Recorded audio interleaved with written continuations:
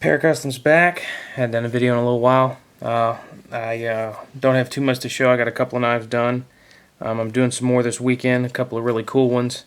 But one of these is pretty cool. It was really a hard knife to customize because of the way it was made originally. So we'll get right into them. Hopefully I'll have another video coming here in the next couple days based on the other knives that I've got to get done.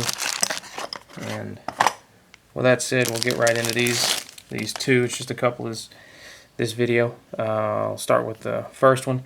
It was the easiest of the two, but not easy as far as getting done. I had a couple of issues. I had to end up redoing the scale on this one, but it turned out real nice. This is the Kershaw Thermite. You've seen several videos where I've done these and made extra scales for them and stuff like that, but this is the first one I've seen with the black blade. Comes that way. This one of course has dust on it now. Anyway, black blade. There you go. And as I probably already gave it away, it is black and OD with the small Enzo pattern. Very nice. And a little step up here as far as customization goes on these. This was a first request, so boom, standoffs. There you go. Also black and OD, and they are raised to keep from, if the knife were to hit something or set.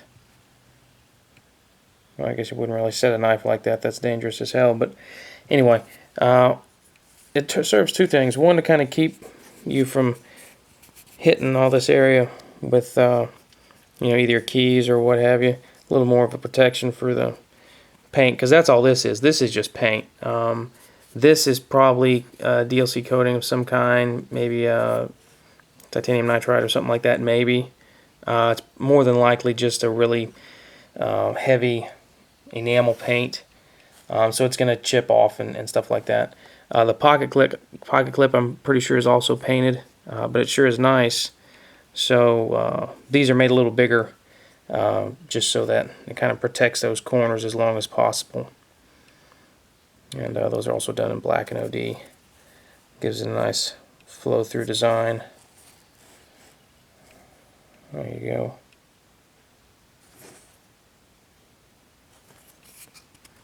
Those are nice and perfectly round and polished. That was not easy. That took a little figuring out how to do, but I made a little spindle jig and used it on my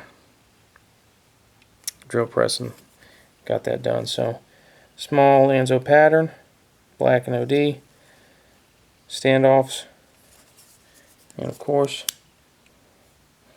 man, that is kind of hard to see, isn't it? Let me get that. There you go. Alright, nice and centered. There you go, you can see it there. Nice and centered. And of course, still assisted open. Nice and quick. Still quick for a blade this size. It's nice. This scale isn't really any thicker than the factory scale, so it's nice. And the other good thing about these being a little raised, well, these two anyway, is that the reverse grip, like that, allows you to, your thumb to rest in between that one and that one. So, kind of get a little bit of a hold there between that raised standoff and that raised standoff. So, that was the request, to do standoffs. So this has a more flow-through design like a traditional Hinder design. I like them. Turned out nice, high polished. No gaps, perfectly flat. I was going to try and do a lot more stabilizer. Too thin a material. If I used, for me anyway, for whatever reason I had issues doing it, so I just didn't do it. I've seen other people do this. I gave up on it after a second try, so Maybe I'll find a better way to do it in the future, but the fact is, if I'd have done this at a G10, I'd have had to made it thicker, and I just feel like it had been something else for your finger to catch on, a hot spot, what have you. So there's that.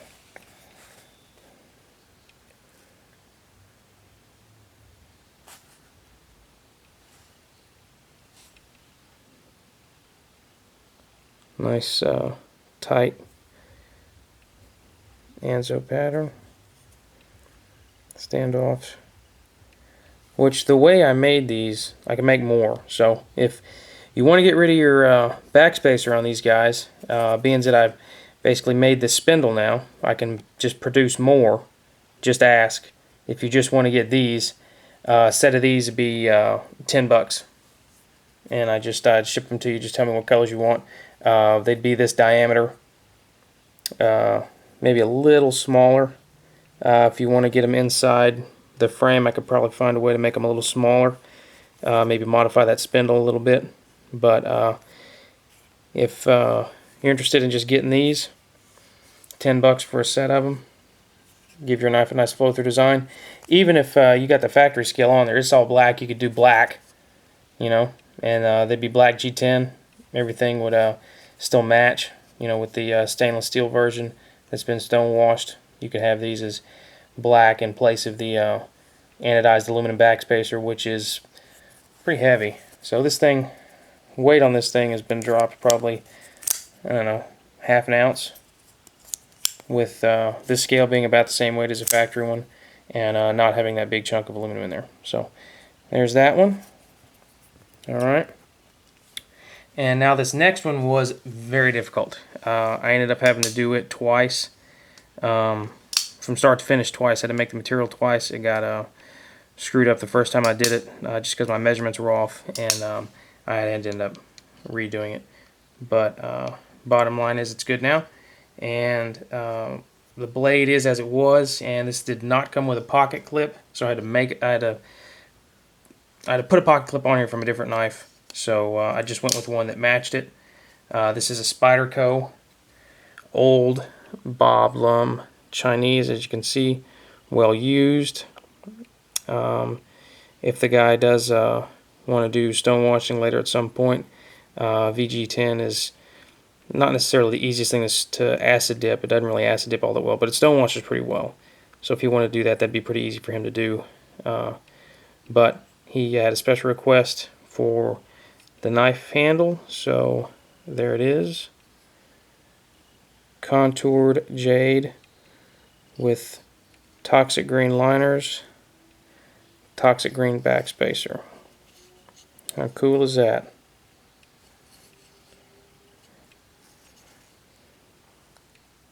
And Mannix 2 pocket clip, also used. This is off mine actually, and it's just countersunk and goes through. So it's basically like the way the let me think, like the Benchmade bone collectors are and stuff like that. They inset these. That's actually what these are. These screws and anchors are from a Benchmade knife that has inset anchors inside the handle material itself for a pocket clip. But this is a Spyderco, so I got a pocket clip with Spyderco logo. And these scales, I don't have the original ones here. I should have grabbed them. But nice and centered, nice and smooth, and it turned out well. I like it. I mean, unfortunately, the if you really hit on it, it's 100% lockup at this point. This is a real thin. This is basically one piece of material. This is the only metal inside this knife, other than the pocket clip and the blade. The rest is just screws and anchors, basically. So these are actually standoffs that I milled down to the thickness to inset inside this backspacer. So you don't see it. You can see a little bit of this thing right here. That one black hole, that one black spot that you see right there is actually the screw there. That with the exception of that piece of metal, which functions as, of course, the liner, that screw, this pivot, the bushings inside it, that stop pin, and this blade. Everything else is different.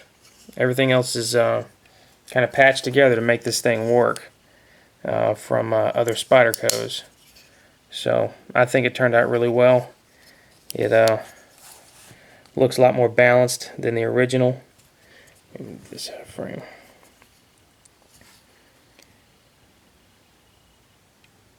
Nice and contoured, and I beveled that down the middle there.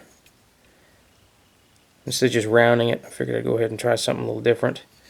And nice smooth backspacer, a little raised, a few jimps on it, really just for decoration more than anything. I couldn't take it up to where you'd really be thumbing this thing, but I think it looks nice. And like I said, dead center, and nice and contoured. Let's see if I can get that. There you go. Nice retention on the pocket clip. There's that bevel.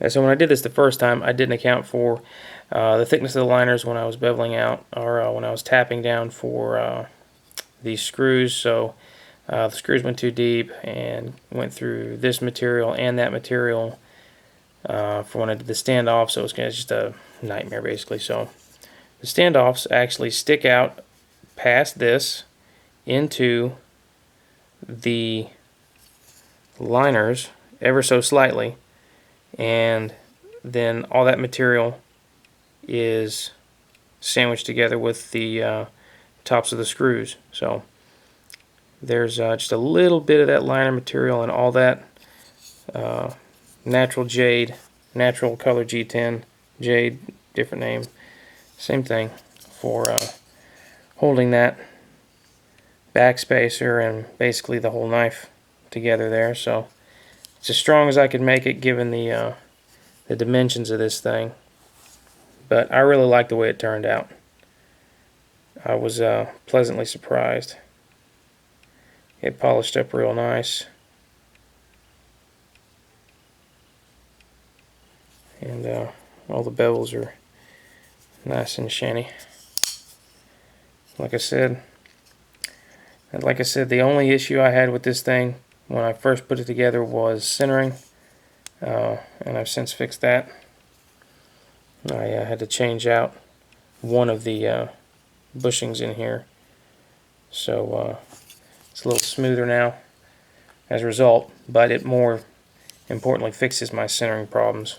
So it's going to be this guy's new EDC, well, probably in his rotation, but that's what he was wanting it to be, kind of a no real heavy use pattern, heavy pattern, you know, heavy decorative pattern. He wanted to be able to use this real well. So like I said, natural jade, natural G10 jade, toxic green backspacers. You can even see the mill out. Took that away because it's the same thickness. Like I said, this was not easy, but it turned out okay.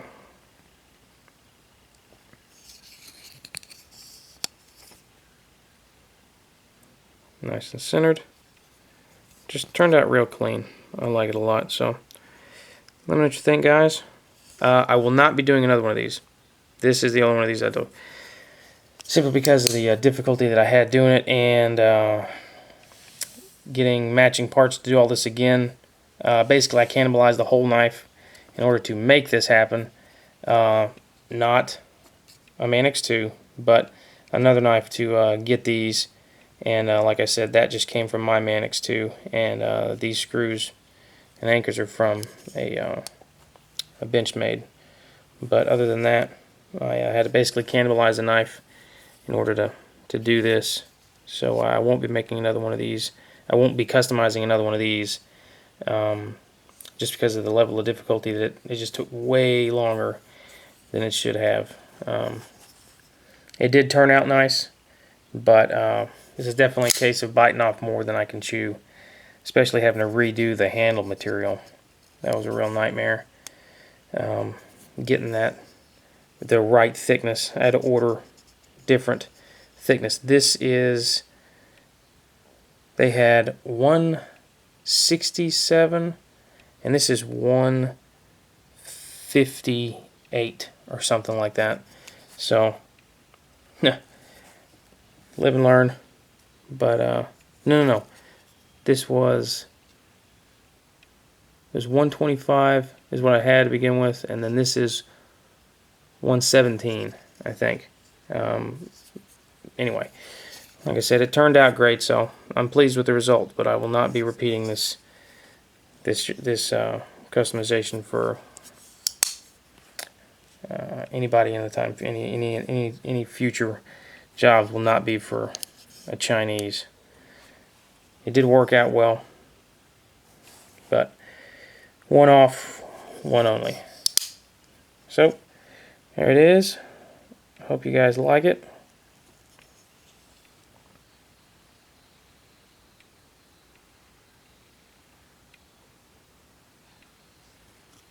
Nice. Let me close that. Show that backspacer. That turned out real nice.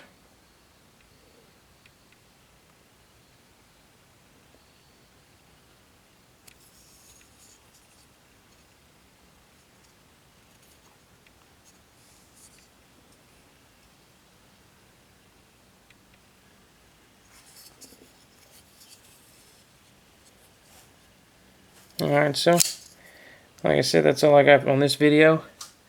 Hope to be doing another one later this weekend. But if I don't get around to it, then it'll be Tuesday, Wednesday next week with the stuff I'm finishing up today and tomorrow. It's Saturday today. These are the only days I work on knives. So anyway, Kershaw Thermite, Black & OD Anzo with Black & OD standoffs. Like I said, I can make more of these. I might just make some and just have them on hand and do some popular colors, you know, like Black & OD, obviously, and you know, just solid black, and then maybe toxic green and blue and black or stuff like that, just so I have them on hand, and I can send them out after payment's received. But it'd be a real easy way to lighten your knife, and these are extremely functional. And obviously, like I said, they're solid G10, and they're perfectly round and flush. If you wanted to do some kind of gear pattern on them, it could do that for you. It's not a big deal. Just let me know, and I can put that into it before I send them. Otherwise, they'll be sent out like that. So anyway, thanks a lot, guys. Let me know what you think, and later days.